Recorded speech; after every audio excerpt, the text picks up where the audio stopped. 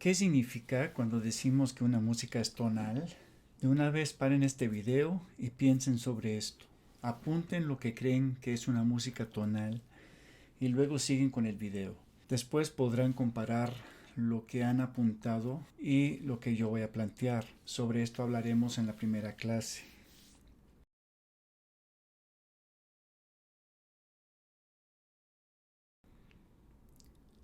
La verdad es que gran parte de la música del mundo, en sentido amplio, es tonal. Por ejemplo, toda aquella que llamamos modal dentro y fuera de la tradición occidental. ¿Qué significa esto? Que hay una nota que auditivamente sobresale como polo de atracción o en algunos casos como eje. Todas las demás están jerárquicamente subordinadas a esta. En Occidente a esta nota se le llama la tónica y a este fenómeno de relación, subordinación, tonalidad. Algunos teóricos, sobre todo de la posttonalidad, le dicen a este fenómeno centrismo. Hay muchas formas en que este polo de atracción o eje tonal se puede establecer. Las más importantes son dos. Primero, por insistencia, caso por ejemplo de los bordones o notas pedal, sobre todo cuando se utilizan en el bajo o en una tesitura grave. Segundo, por un sistema de relaciones que hace percibir una determinada nota como polo de atracción o como eje. Estos sistemas de relaciones posibilitan crear una sintaxis musical basada en lo que vamos a llamar dinámica tensional. La dinámica tensional tiene que ver con grados relativos de estabilidad o inestabilidad a nivel interválico o armónico y se relacionan también, como veremos luego, con la dimensión rítmica de la música. Así, en la música tonal, la tónica es la que domina auditivamente como referente de estabilidad. Si los demás sonidos tienen una relación de relativa consonancia con esta, se produce una sensación de relativa distensión. Según el grado de disonancia en relación a la tónica, se producen diferentes grados de tensión y a su vez crean una menor o mayor necesidad de regreso, entre comillas, a la tónica, o sea, de resolución parcial o más determinante de la tensión. Esto desde luego se puede hacer de muchas maneras según el lenguaje musical y su sintaxis particular. Escuchen esta melodía con una nota pedal de tónica por debajo. Esto permite apreciar qué notas de la melodía son más o menos estables en relación a la tónica.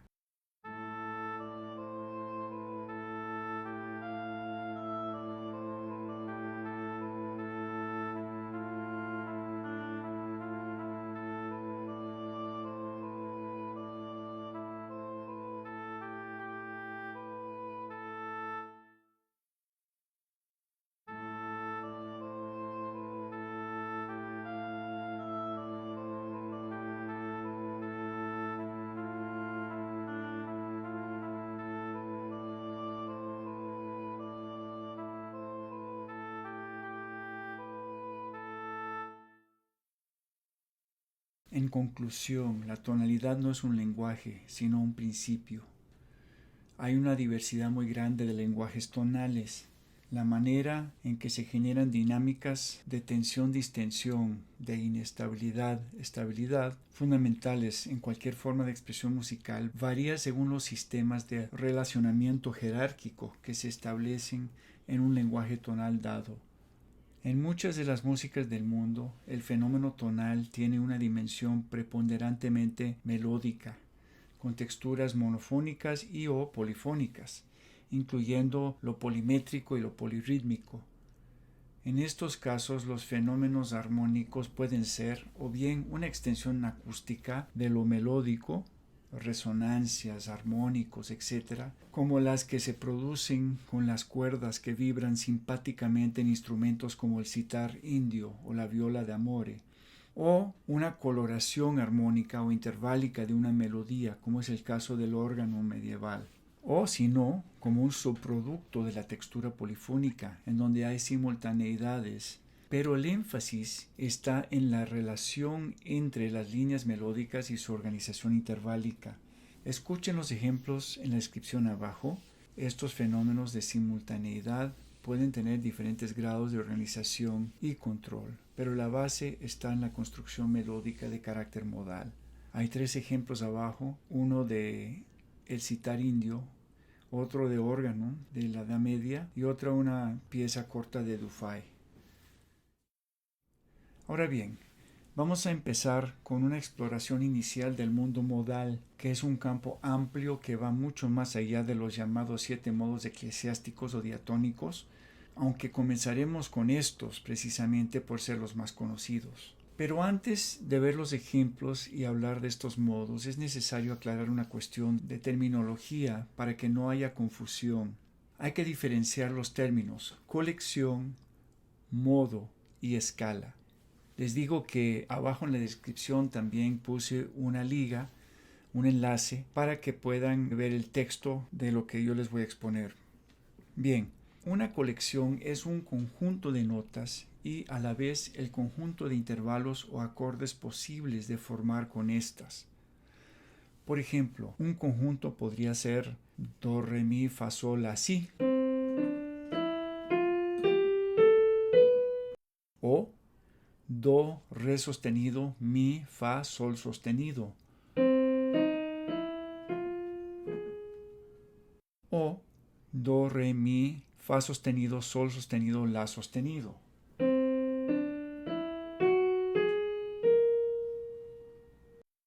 En muchas músicas modales o postonales es útil como parte de un proceso analítico identificar a partir de la percepción las colecciones o subcolecciones de notas utilizadas, ya que nos permite describir en parte los materiales que despliega el compositor a este nivel.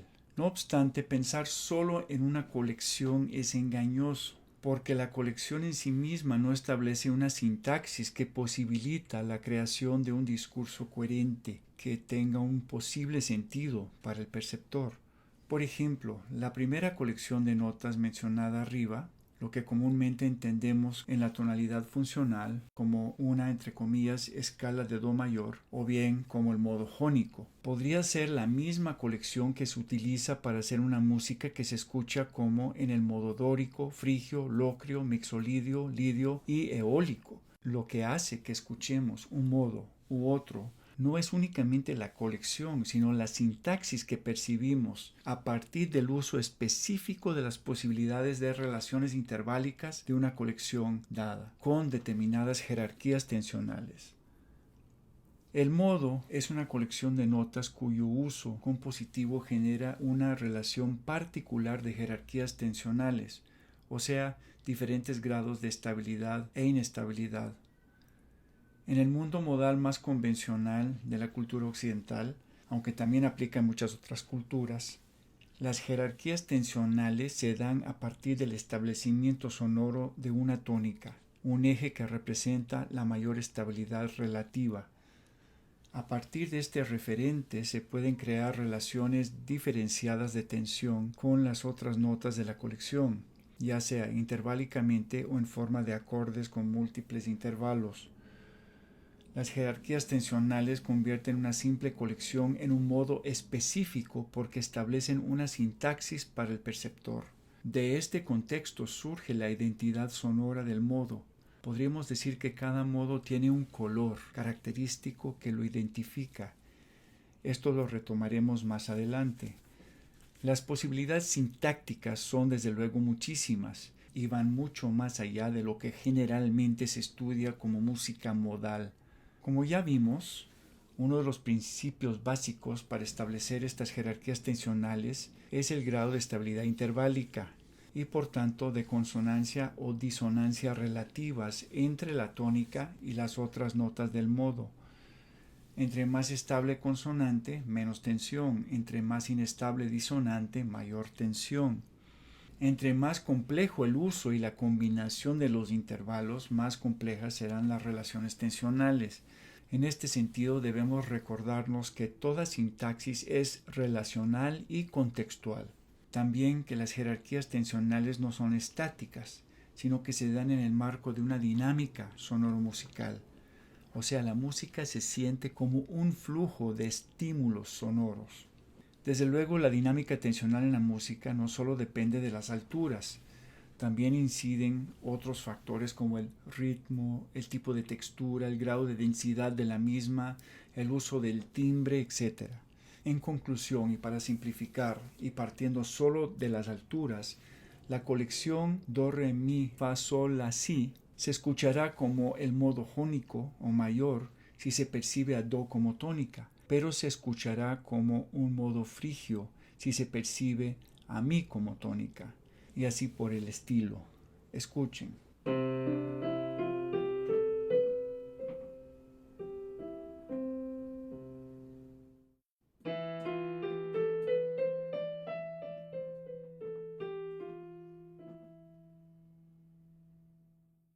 Esto mismo funciona con otros tipos de modos. La colección la, do, re, mi, sol se describe como un modo pentatónico menor si se escucha a la como la tónica.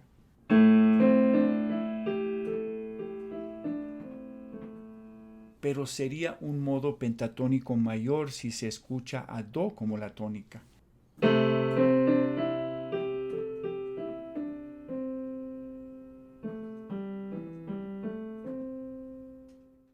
Son las dos formas más utilizadas, pero en realidad hay 5 posibilidades. O sea, cualquiera de las 5 notas del modo podrían establecerse como un referente de tónica. Yo les sugiero que prueben tocando esta colección con re, mi o sol como un pedal de referencia.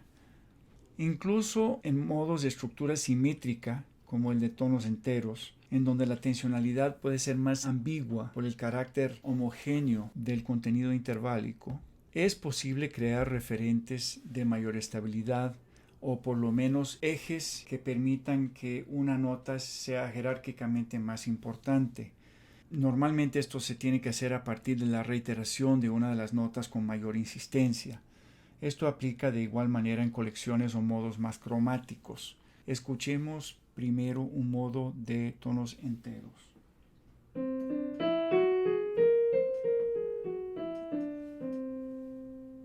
Ahora voy a poner un sol sostenido en el bajo como un pedal.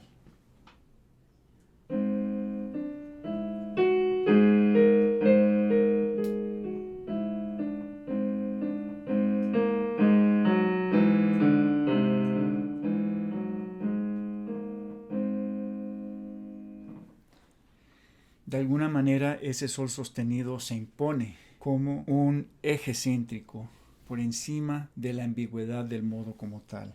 Muchos tratados plantean que escalas y modos son prácticamente sinónimos, pero esto es confuso. La escala es una construcción teórica para representar al modo. Entonces, volviendo a nuestro ejemplo inicial, si tenemos la colección do, re, mi, fa, sol, la, si, y se escucha a do como la tónica, o sea, modo jónico o modo mayor, entonces por convención se representa el modo como una escala, tocando las notas en orden ascendente por grado conjunto, comenzando por la tónica, o sea, do.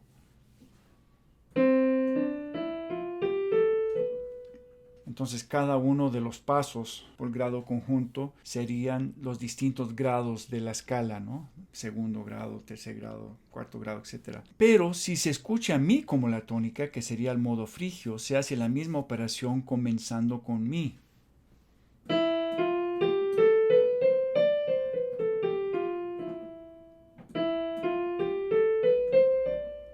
Esta construcción teórica ayuda a visualizar literalmente y describir las relaciones tensionales y las estructuras interválicas del modo. Y esto es también muy útil para poder identificar o describir posibles transposiciones de un modo o de una colección. Pero como tal, la escala es una convención teórica y no necesariamente tiene que ver con la manera en que el oído establece estas relaciones y jerarquías tensionales desde la escucha. En otras palabras, no tenemos que escuchar al modo en forma de escala para saber qué modo es. Esto será evidente al analizar diferentes modos a partir de una melodía concreta. En esta clase quiero abordar rápidamente los llamados modos eclesiásticos, o sea, dórico, jónico, frigio, lidio, mixolidio, eólico y locrio. Cada uno de estos modos tiene su propio color, que proviene de la particular estructura interválica que tiene en relación a lo que se escucha como tónica. Para esto sí representaremos al modo en forma de escala para ver los intervalos en relación a la tónica, y luego veremos ejemplos de una melodía compuesta en el modo correspondiente. En los ejemplos melódicos que siguen, se tocarán contra una nota pedal de tónica para enfatizar los intervalos que definen cada modo. Voy a dejar de lado el modo jónico o modo mayor porque este se analizará a fondo cuando empezamos a hablar de la tonalidad funcional. Se pueden dividir estos modos en dos grupos, los que tienen una tercera menor por encima de la tónica y los que tienen una mayor. Los primeros son más oscuros en su color, los últimos más brillantes. Incluso dentro de estos modos hay grados de oscuridad o brillantez según su color particular. Vamos a abordar estos modos de más oscuro a más brillante, aunque a veces esto varía según el contexto musical. Mostraré la estructura del modo en forma de escala y luego escucharán un ejemplo melódico. Vamos a empezar, como dije, con los modos más oscuros. Tienen todos una tercera menor por encima de la tónica. Empecemos por el modo frigio. Sus intervalos característicos son la tercera menor por encima de la tónica, pero sobre todo el semitono entre el segundo grado y la tónica, que funciona como una sensible descendente.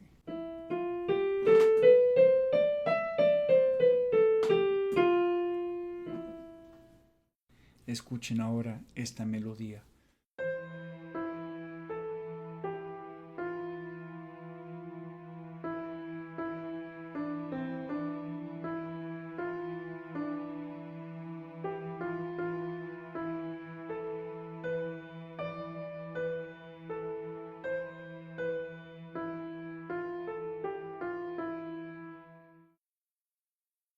Seguimos con el modo eólico. Sus intervalos característicos son la tercera menor por encima de la tónica y la sexta menor a un semitono de la quinta.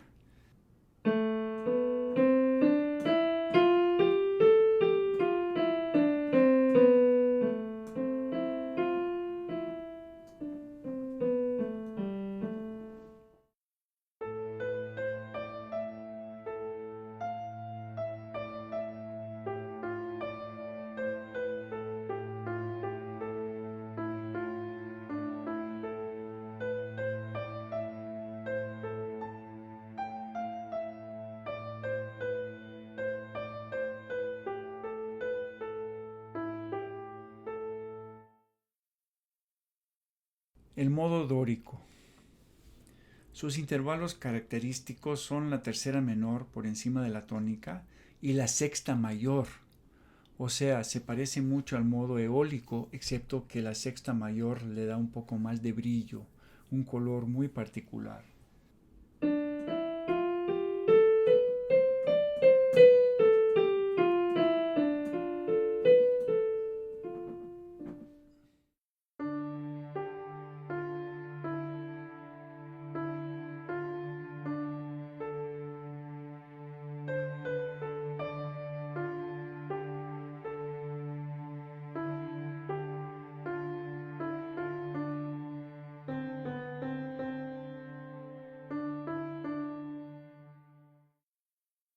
Modo locrio.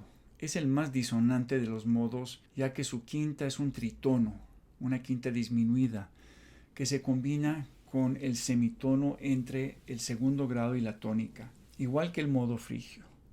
Comparte la tercera menor por encima de la tónica con los modos ya vistos.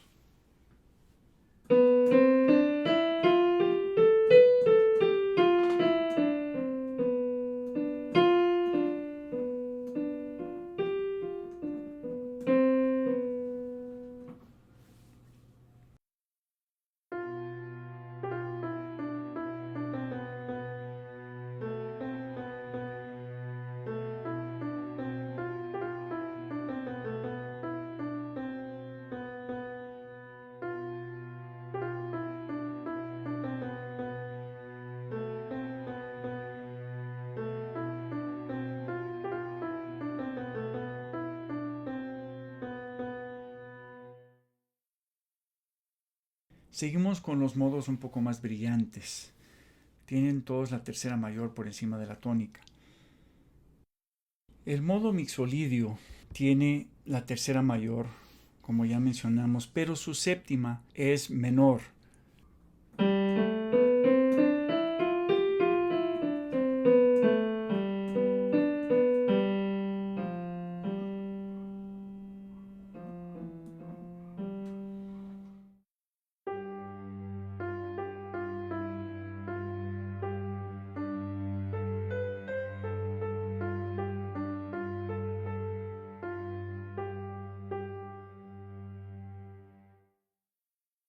El modo jónico tiene la tercera mayor y el séptimo grado a un semitono de la tónica, que es lo que llamamos la sensible. Luego, como mencionaré, analizaremos este modo a fondo y estudiaremos ejemplos en el contexto de la tonalidad funcional.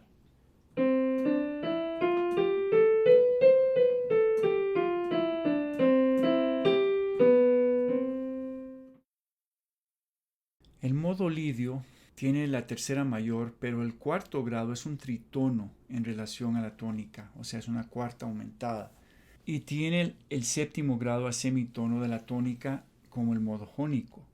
Así tiene, si se quiere, dos sensibles, una en relación al quinto grado y otra en relación a la tónica. Esto produce una estructura interválica más disonante y muy brillante.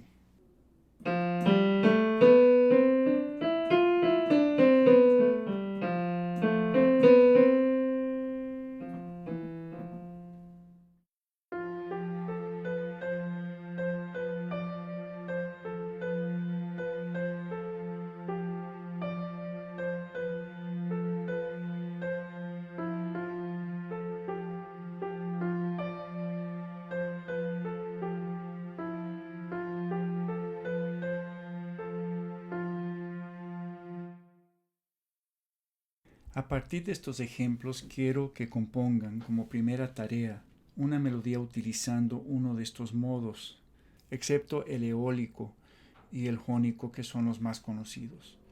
Quiero que hagan dos versiones, una con una nota pedal de tónica similar a los ejemplos vistos y otra con una otra voz haciendo un contrapunto libre a su gusto. Tengan cuidado de utilizar los intervalos que definen el color particular del modo. Pongo un ejemplo de una melodía frigia con un contrapunto libre.